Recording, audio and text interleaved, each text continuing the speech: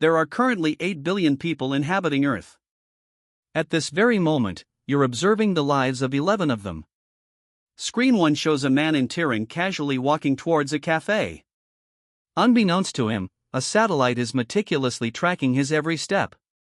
He's completely unaware that his route has been logged, analyzed, and filed away for the past 6 months. Screen 2 reveals a convoy in North Korea. 3 trucks, their contents concealed beneath heavy tarps, are being escorted by military vehicles. They move under the cover of night, mistakenly believing that the darkness provides adequate concealment. However, it doesn't. Not from you. You possess the knowledge of what lies beneath those tarps. The president shares this knowledge. Screen 3 displays what appears to be a fishing boat in the South China Sea. However, this is a deceptive facade. The nets are, in reality, sophisticated antennas. The fishermen are actually military intelligence officers, diligently monitoring U.S. naval communications. And you, in turn, are monitoring their surveillance of us. You take a sip of your coffee, noticing it's grown cold. You've been stationed here for 6 hours, and you're scheduled for 6 more. The screens are perpetually active, and so are you. You switch to screen 4, which shows a compound in Syria, protected by desert walls and guarded gates. A man emerges from the building, stretching, checking his phone, and glancing up at the sky. He's unable to see you, no one can. You're positioned 22,000 miles above, yet you can clearly see him. You can even discern the brand of cigarette he's smoking. The targeting software highlights his face with a red box. Facial recognition confirms a 94.7% match. Your earpiece crackles to life. Confirm visual on jackpot. You calmly confirm, your voice steady and professional. Confirmed. Somewhere beyond the horizon, a drone adjusts its flight path. It's been patiently circling for 3 hours, awaiting this moment. You won't be the one to pull the trigger. You'll never even meet the individuals who will. You don't even know their names. But in approximately 6 minutes, that man will cease to exist. His body will be scattered throughout the compound. The guards will react in panic. News reports will cite a suspected militant strike. Another name will be crossed off the list.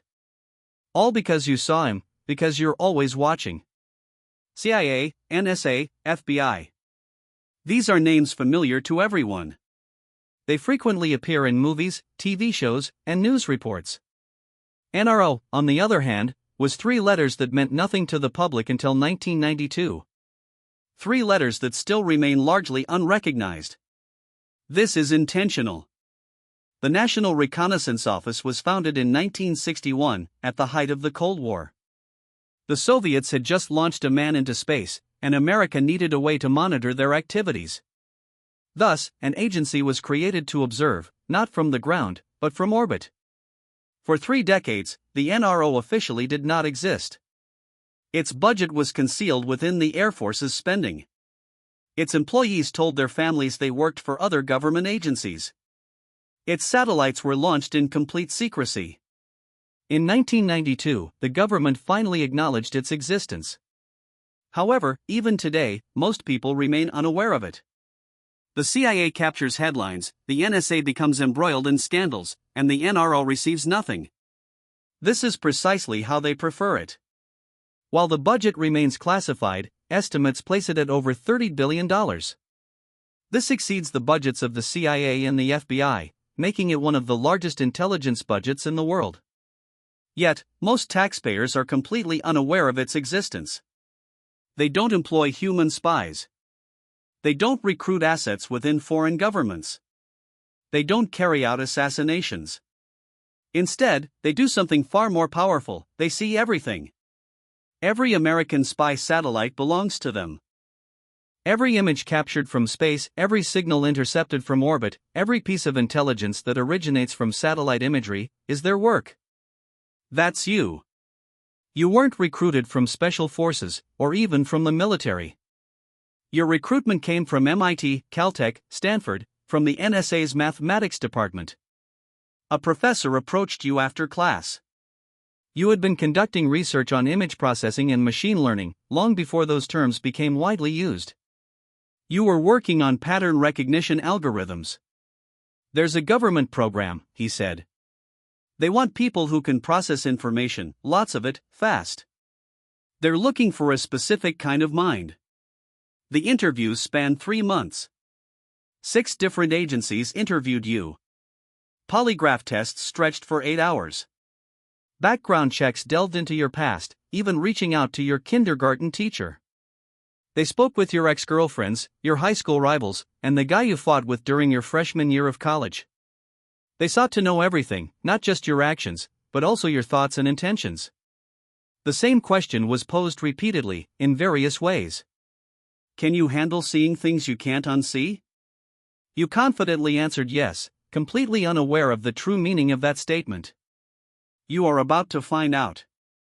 Chantilly, Virginia, located 30 miles west of Washington, D.C., is home to a massive complex hidden in plain sight. From the outside, it appears to be a corporate office park, with glass buildings, parking lots, and a cafeteria, the kind of place that manufactures semiconductors or processes insurance claims. The sign out front displays a generic, fabricated company name, something unremarkable that wouldn't attract attention. Inside, it houses the most advanced surveillance technology on Earth. Training begins immediately and lasts for 8 months. Imagine analysis. You learn to interpret a photograph with the skill of a detective analyzing a crime scene. Shadows reveal the time of day, the angle of the sun, and the season. Tire tracks indicate vehicle weight, the recentness of rain, and the direction of travel. The angle of a satellite dish reveals which satellite it's communicating with, which in turn reveals the country they're communicating with, the frequency being used, and the level of encryption they believe is necessary. The number of cars in a parking lot indicates the number of people inside. A military base with half the usual number of vehicles suggests a deployment.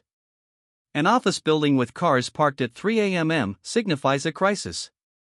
Nothing is random, everything has meaning. You simply need to learn to see it.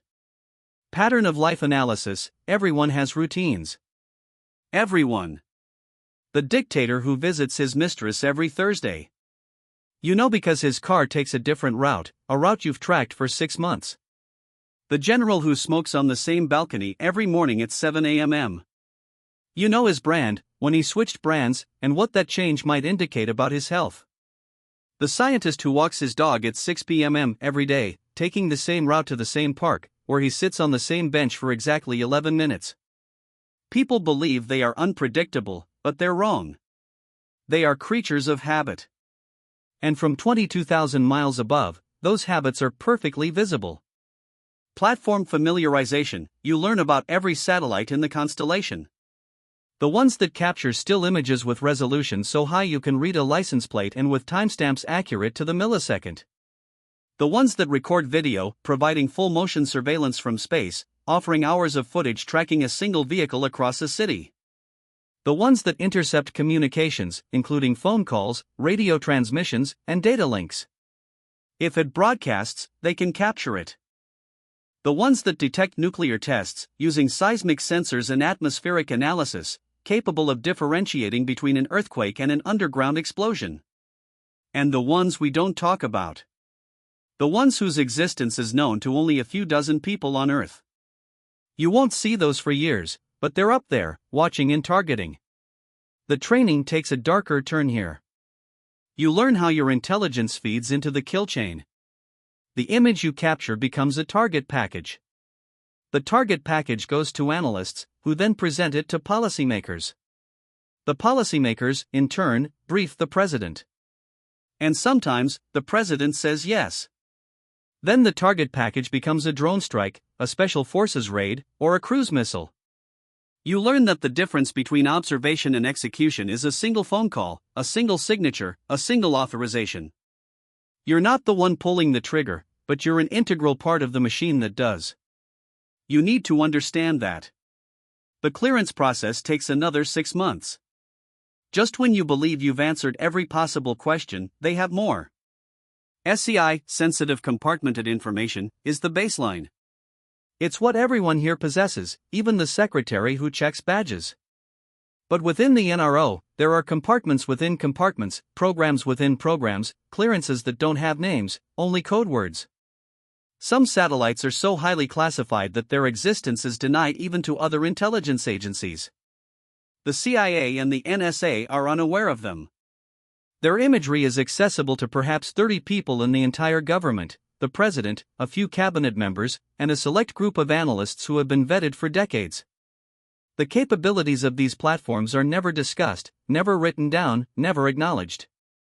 If you're read into one of these programs, you sign documents that make your previous clearance seem like a library card. You agree to restrictions that will follow you for the rest of your life. You understand that violations don't result in prison, they result in disappearing. You'll spend years proving yourself before you're ever allowed to see those screens. Years of perfect performance, impeccable security, absolute discretion, no financial problems, no relationship problems, no problems at all, boring, stable, reliable. And even then, you might never be read in. Some things are beyond your pay grade.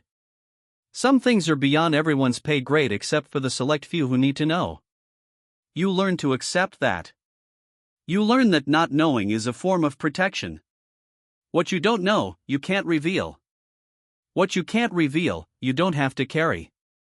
Welcome to the watch floor, the operations center, the heart of the NRO's real-time surveillance capability. Rows of screens, dozens of analysts, the quiet hum of machines processing more data than any human could comprehend. More data than existed in the entire world a generation ago. The lighting is dim, easier on the eyes during 12-hour shifts.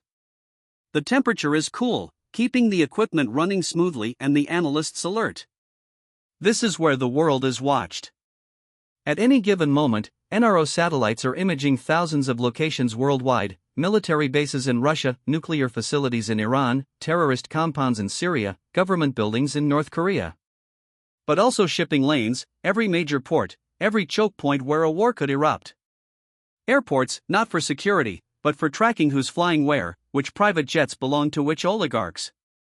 Refugee camps, for humanitarian monitoring, tracking the number of people, how quickly they're moving, and where they're headed. Natural disasters like hurricanes, earthquakes, and floods, providing real-time damage assessment before the news crews even arrive. You don't just watch enemies, you watch everything because everything might matter. And you won't know what matters until it does. Your first assignment is a training exercise, simple, low stakes. Monitor a specific facility in Eastern Europe. Report any changes. You're provided with coordinates and historical imagery dating back 5 years, establishing a baseline of what normal looks like. You spend 12 hours watching a parking lot, counting cars, noting arrival times and departure times, identifying which spaces are always full and which are always empty. It's monotonous, mind-numbingly so. You begin to question if this is truly what you signed up for. Then you notice it, a car that arrives every day at 9:07 a.m. Same car, same space, every day for 6 months. Today, it arrives at 8:45 a.m., taking a different route. It drives past the building twice before parking. You flag it and add an O2 report. Probably nothing, but procedure dictates, flag anything unusual. Your supervisor reviews your report, nods, and remains silent. A week later, he pulls you aside. That car you flagged belonged to an intelligence officer from a hostile nation. He was casing the facility for a recruitment operation. Your observation triggered a counterintelligence investigation, and they rolled up his entire network. You flagged a car that arrived 22 minutes early, and you stopped a spy operation. 3 months later, there's a ceremony, classified, of course, attended only by your team and some individuals from counterintelligence. They present you with a certificate and a letter for your file. You saved the careers of a dozen people at that facility, perhaps even their lives, because you watched a parking lot and noticed that 9:07 a.m. had become 8:45 a.m. You never see parking lots the same way again. You never see anything the same way again. The world becomes a puzzle where every detail matters and every pattern has meaning, the way people walk, the routes they take, the times they arrive. You start doing it in your personal life, you can't help it. You notice which neighbors leave for work at the same time every day, which unfamiliar cars linger near your street, which lights turn on at unusual hours. Your friends think you're paranoid. Perhaps you are, but you've witnessed what patterns can reveal. You've seen what small details can expose. The realization dawns on you slowly, over days and weeks. Everyone on that watch floor is doing this all day, every day.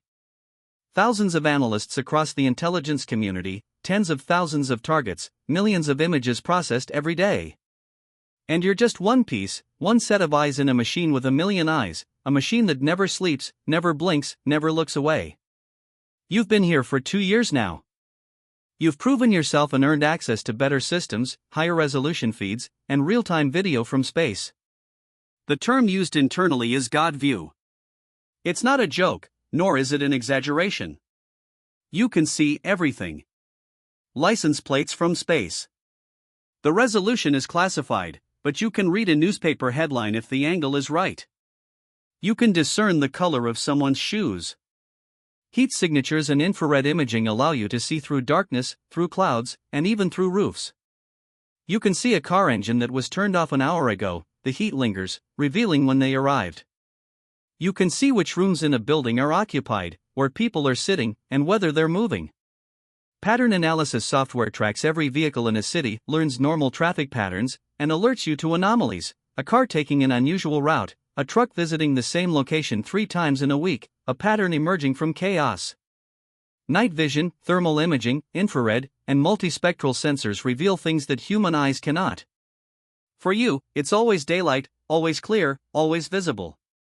The permanence is what gets you. Everything is recorded, every image ever taken, every frame of video stored in facilities you'll never see, on servers you can't imagine. Someone asks, where was this car 3 weeks ago? You rewind, not the satellite, but the archive. You pull up imagery from 3 weeks ago, locate the car, and track it backward through the city, hour by hour. You discover where it came from, where it stopped, and who got in and out. Nothing disappears, nothing is forgotten.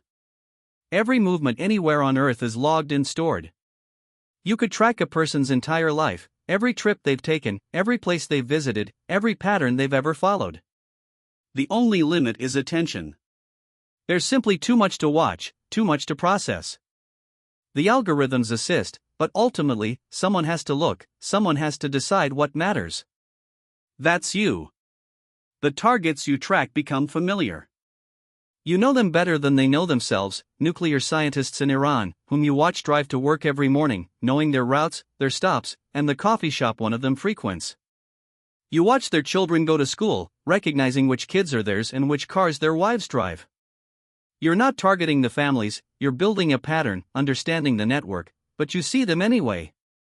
You can't help it. Russian generals, you know their vacation homes, their boats, their mistresses' apartments. You know when they're lying to their wives and when they're lying to their government. You've watched them for so long that you feel like you know them, but you don't. You only know their patterns. Chinese missile facilities, you count the warheads, measure the fuel tanks, and track the trucks that deliver equipment.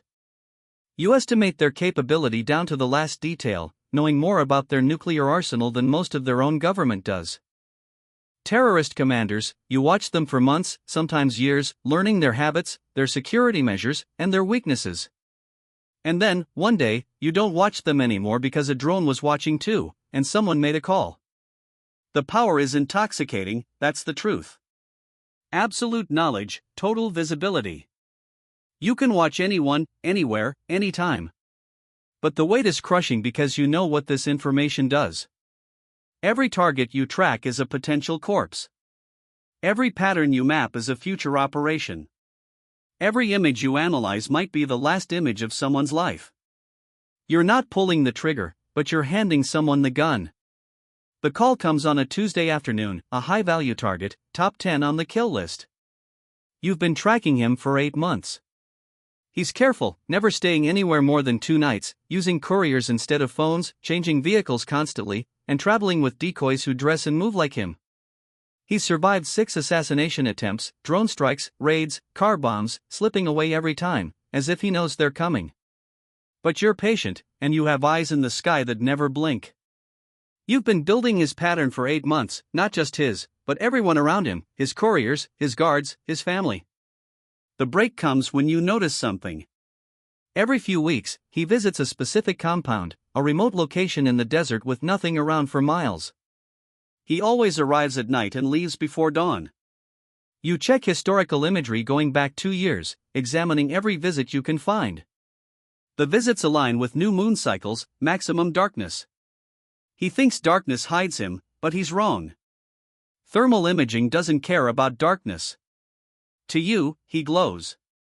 The confirmation requires 3 nights of continuous monitoring. You're watching the compound during a new moon. No visible light. Anyone watching would see nothing, but you're watching in infrared. And at 2:17 a.m. local time, 3 vehicles arrive. Heat signatures reveal 11 people entering the compound. Most disperse to guard positions. One walks toward the main building with a distinctive gait, a limp in his left leg. You've seen this before. 3 years ago, a drone strike hit a compound where he was staying. He survived, but was injured. Since then, he walks with a slight drag on his left side. You pull up archive footage. The gait matches, step for step, angle for angle. It's him. You build the target package, everything you know, imagery of the compound from every angle, every building, every vehicle, pattern analysis detailing when guards rotate, where they patrol, the gaps in their coverage, entry points, vulnerabilities, and escape routes. It goes up the chain, NRO to CIA, CIA to JCOE, JCOE to the White House. Meetings are held, legal reviews conducted, operational planning finalized. 48 hours later, authorization comes down, execute. You're watching live when it happens. A drone feed on one screen, satellite imagery on another, different angles, same target. The compound is quiet at 2 a.m. local time. Most of the guards are at the north end. The main building is where the heat signatures are concentrated. 2 missiles, Hellfire, streak across your screen in infrared, bright white against the dark. Direct hit. The building erupts. Heat blooms across your sensors. The signatures that were moving a moment ago are still now. You switch to damage assessment, utilizing high-resolution imagery.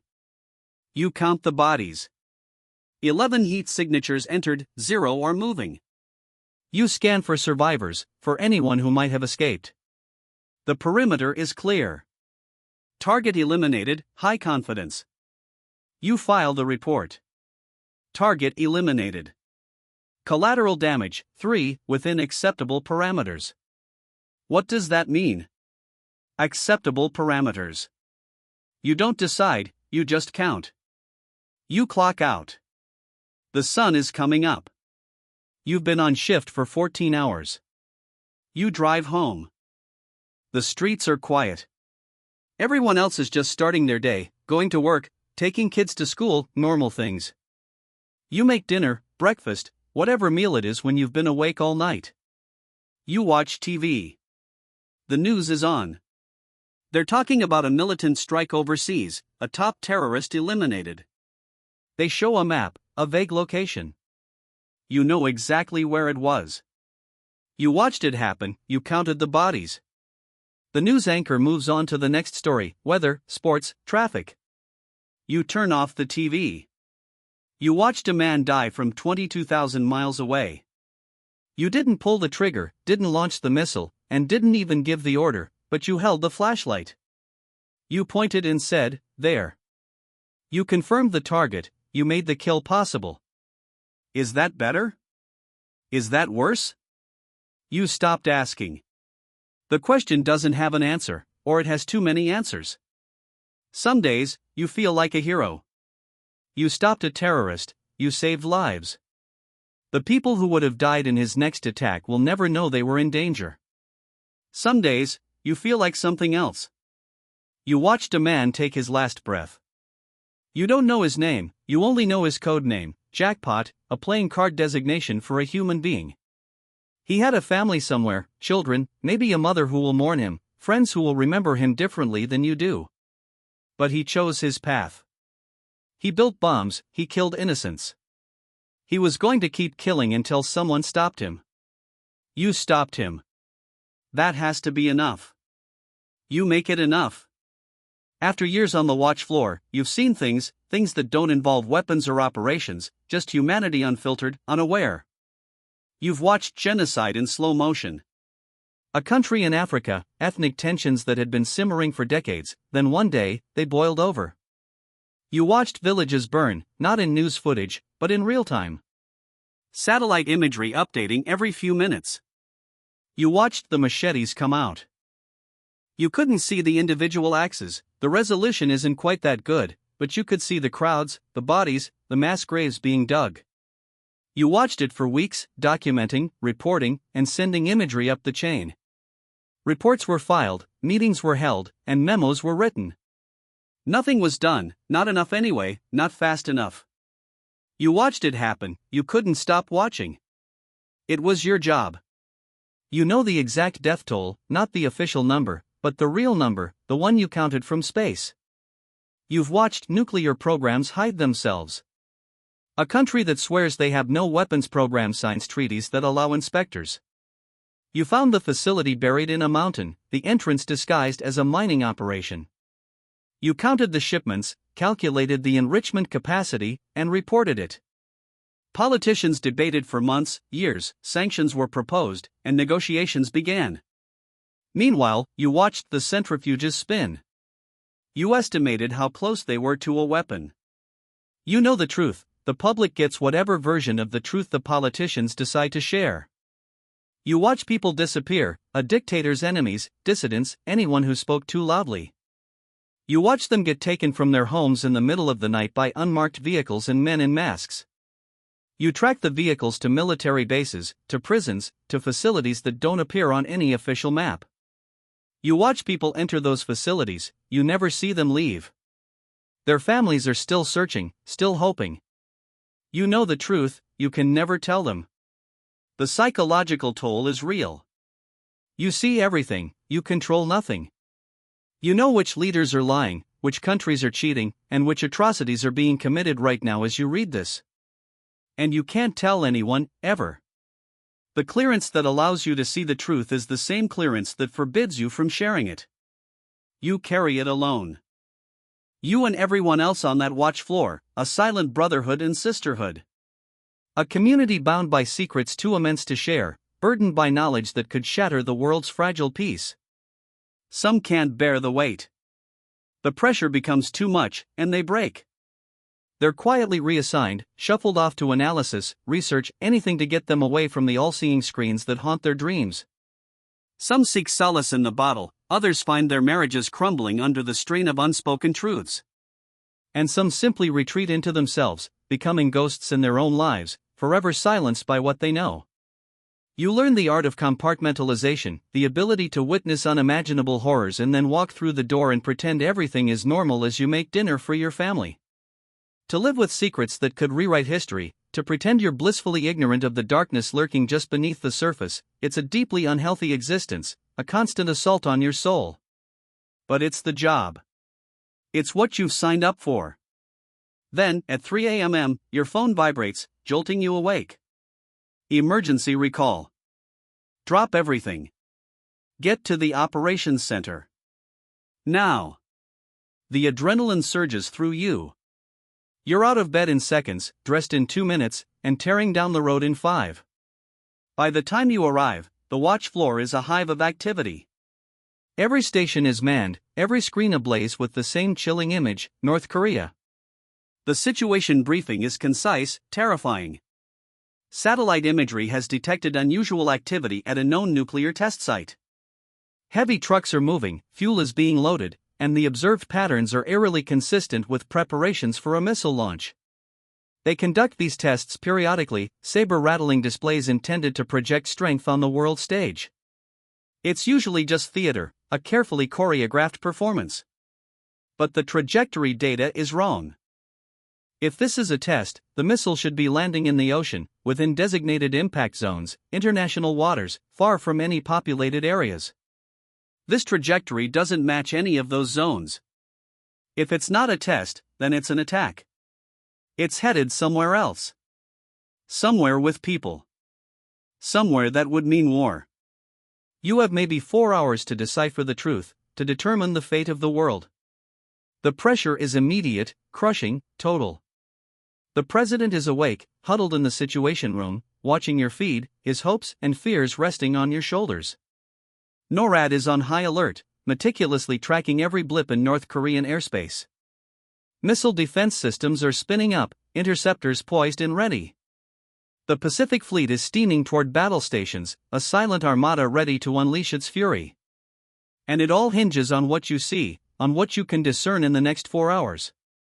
If you declare a launch and you're wrong, if you cry wolf, the retaliatory response could trigger a global conflagration. Millions could die because you misread an image, because you made a mistake.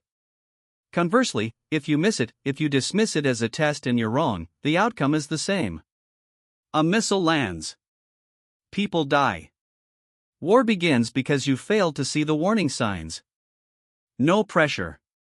You don't blink. You don't eat. You don't dare look away from the screen. Every analyst on the floor is focused on the same site, the same threat. Different angles, different spectra, different areas of expertise. They're counting vehicles, measuring fuel loads, analyzing heat signatures, searching for any anomaly, any detail that will reveal the truth. Then, someone notices something. A convoy of vehicles leaving the facility, but not heading toward the launch site, moving away from it. VIPs evacuating. That would be a very bad sign, indeed. You evacuate before you start a war, you don't evacuate before a routine movement or scheduled personnel rotation. You immediately check historical data, desperately searching for a similar pattern. You pull up every convoy that has ever left this facility, painstakingly comparing the data, searching for a match. And then you find it. 3 years ago, during a different test, Kim's general was traveling to a viewing site, a fortified bunker in the mountains where they could watch the launch in safety and comfort. A viewing site, not a bomb shelter, not an evacuation point. They're expecting a show, not a war. You run more checks, double-checking your data, triple-checking your assumptions. You confirm the match. You check the viewing site. Thermal imagery shows activity there, too. Vehicles are arriving, people are setting up equipment. Everything is consistent with a test, with a carefully staged display of power, not an imminent attack. You make your assessment, test. High confidence. The report goes up the chain of command, from the watch floor to the director, from the director to the CIA, from the CIA to the White House.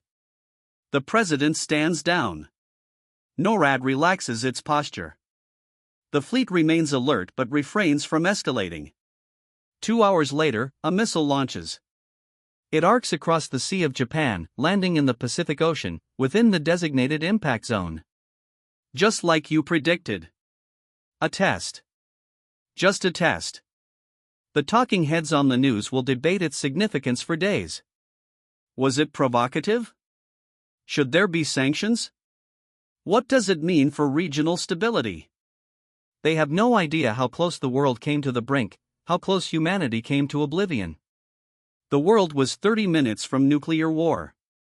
30 minutes from irreversible decisions, from consequences that would reverberate for generations. 30 minutes. That's how long the president had to decide whether to respond, whether to launch interceptors, whether to retaliate. If you had been wrong, if you had said attack instead of test, those 30 minutes would have unfolded very differently. Missiles would have been in the air, counterstrikes authorized. Millions of people who woke up that morning expecting a normal day would never have seen another one. But you were right. You read the data correctly. You recognized the pattern. You made the call. And nobody will ever know. It will never be reported. There will be no medal. No commendation. The event itself is classified, buried beneath layers of secrecy. The crisis was averted before it even became a crisis. That's what success looks like in your world, nothing happening. The absence of catastrophe. The routine continuation of everyday life.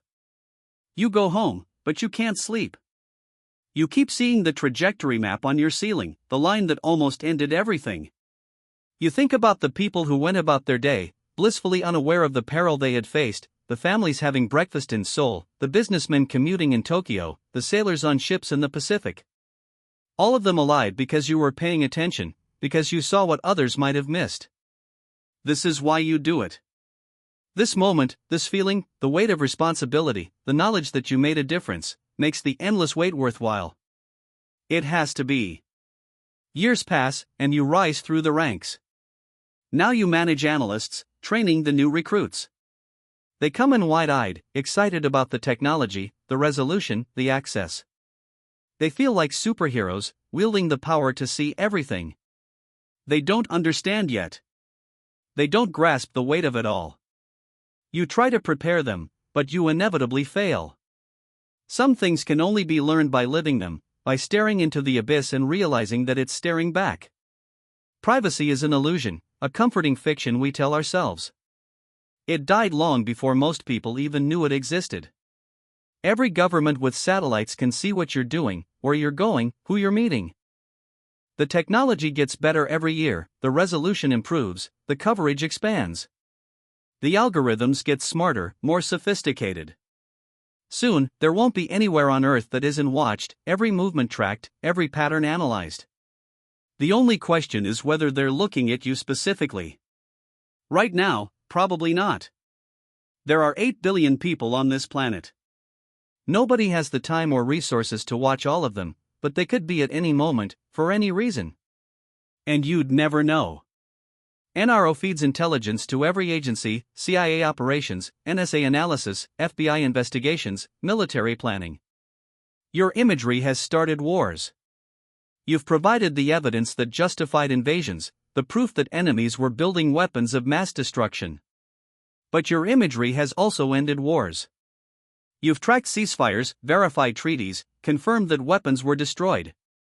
You've killed terrorists, not personally, but your images were in the target packages, your analysis made the strikes possible. You've saved hostages, found them when nobody else could, guided the rescue teams through treacherous terrain. You've watched the planet change over decades, the ice caps that used to be there, the forests that are gone now, the cities that have grown, the rivers that have dried up. You've seen humanity from the only truly objective angle. 22,000 miles up. No politics, no propaganda, just what's there, unfiltered and unvarnished. You carry secrets that would shake nations if they ever got out, weapons programs, hidden alliances, secret wars. They won't get out, though, because you're a professional. Because you understand the stakes. Some people think surveillance is evil, Big Brother writ large, the death of privacy, the end of freedom. They write books about it, make movies, warn of dystopian futures. They're not wrong, exactly. The capability exists, the temptation exists, the potential for abuse is very real. Some people think surveillance is necessary, the price of security, the cost of freedom. They point to attacks prevented, terrorists caught, wars avoided, lives saved. They're not wrong either. You've seen what happens in the shadows, what people do when they think no one is watching, the bombs, the massacres, the weapons of mass destruction. You don't think about it in those simplistic terms anymore, good and evil, right and wrong. It's all far too complicated. The technology exists. It will keep existing. It will keep improving. There's no going back. The only question is who controls it, democracies or dictators? Laws or whims? Oversight or unchecked power? The NRO operates under rules, imperfect rules, sometimes bent rules, but rules nonetheless. Legal frameworks, congressional oversight, inspector generals. Not every country with satellites has those rules. Not every government respects those limits. The world is watched. That's reality. The question isn't whether to watch, the question is who watches and what they do with what they see. You try to do it right. You try to find the line between necessary and invasive, between protection and oppression. Some days you succeed, some days you're not sure, but you keep watching because someone has to. Because if you don't, someone else will. And they might not have your rules, your limits, your conscience. That's the best justification you've found. It's not perfect, but it's what you have. Somewhere above you right now, a satellite is watching. It's watching a dictator's palace, a nuclear facility, a terrorist compound, a refugee camp, a city, an ocean. It's also watching your street, your car, your house. Not specifically, not intentionally, but the imagery exists. Someone could pull it up, not because you're a target, but because it watches everything. 8 billion people every day, every movement. And behind those satellites, people like you watching, waiting, deciding what matters, deciding who matters, deciding what to do about it. You don't control the world. Nobody does. But you see it. All of it. Every secret, every lie, every hidden truth. That's power most people can't imagine. And you have it. The screens flicker, signaling the start of another shift. Another 12 hours. Another 1,000 images. Someone somewhere is doing something that matters, something dangerous, something secret. Maybe it's a general moving troops toward a border. Maybe it's a scientist entering a facility that shouldn't exist. Maybe it's a truck carrying cargo that could change history. They think they're hidden. They think the night covers them. They think distance protects them. They're wrong. You'll find them. You always do. Because that's the job. That's the mission. That's the purpose of the 22,000 miles of altitude, the billions of dollars of technology, and the army of analysts staring at screens, to watch, to know, to be ready. The world keeps turning, the satellites keep orbiting, the data keeps flowing, and you keep watching. Tomorrow there will be new targets, new crises, new moments where the fate of millions depends on what you see. You'll be there, eyes open, coffee cold, watching everything, missing nothing. That's who you are now. That's what you do forever.